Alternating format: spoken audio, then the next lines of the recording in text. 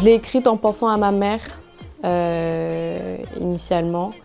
Et on a tendance à nous sous-estimer, à essayer de nous faire dévier de notre chemin. Et oui, et pour moi, c'était vraiment instaurer un monde où on est nous-mêmes, on est libre et on peut s'exprimer comme on veut. On a été éduqués à être une assistance aux hommes et à ne pas avoir son propre will. Et du coup, pour moi, cette chanson, c'est vraiment remettre la femme au centre. Et on fait tellement de choses, on est tellement incroyable que non, ce n'est pas inné, c'est vraiment des aptitudes qu'on apprend à avoir.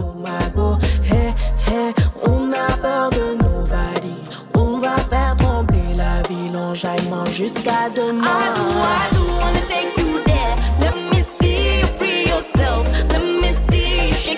J'ai grandi autour de femmes, que ce soit ma mère, mes tantes, etc. Et quand je pense à comment je me suis construite, les femmes ont une place importante.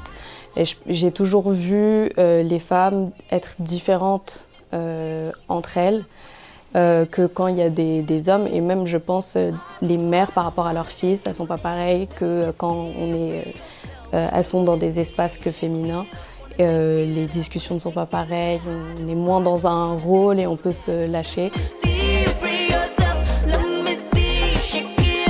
Je suis enfant d'immigrés guinéens, donc à la maison, il y avait toujours du monde.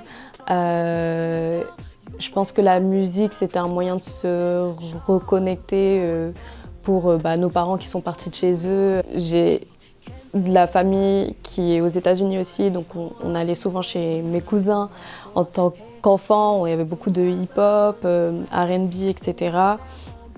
Et ouais, j'ai grandi avec plein d'influences, même en grandissant en France, le rock, la pop. On trouve des bouts de soi dans la musique qu'on écoute. Et moi, la manière dont j'ai construit mon identité, c'était un peu par patchwork. Et du coup, je pense que je refais la même chose à travers ma musique.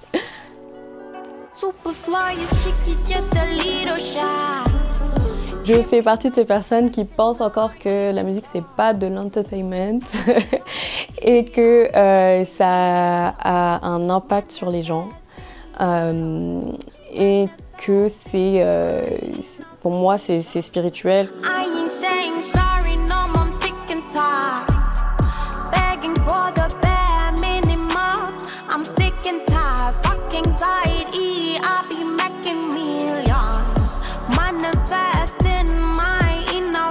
J'ai grandi avec Lauryn Hill, avec du Bob Marley et c'est ce qui m'a poussée à vouloir faire de la musique, c'est d'avoir un impact sur les gens, sur la société. Je pense que c'est un rôle important de l'artiste qui n'existe plus trop aujourd'hui. Et je trouve ça dommage. Et pour moi, c'est important que ma musique, il y ait de la bonne énergie dedans, de l'énergie positive, et qu'elle propose une forme de guérison aux gens, une forme de bien-être.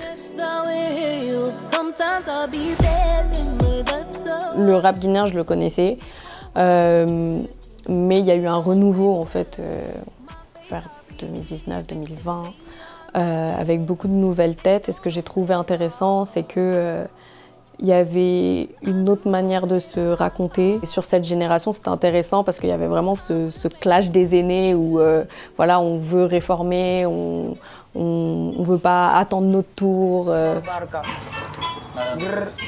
Chikone, gang, listen. Hey, marage arafande yati. Gileri maba. Mugi mateme gambi. Mugi mateme gambi. Marage arafande yati. Gileri maba. Mugi ma bebe gambi. Mugi ma bebe gambi. Bebe ina manabulu. Inu nabulu mweluti nambuluma. Mweluti buluma. Chéri ina manabulu, chéri coco. C'est, je crois, 75% de la société qui a moins de 25 ans. C'est énorme et en même temps, il y a un manque de structure, un manque d'opportunités. Et on a une jeunesse en fait qui a besoin d'explorer le monde, qui a besoin d'aller ailleurs, de repousser les frontières. Une jeunesse un peu rebelle au final. Et je pense que cette tension entre le fait de vouloir dévorer le monde et le fait d'être coincé, ça crée une sorte d'ébullition. Je pense que le mythe de l'Occident est en train un peu de se casser.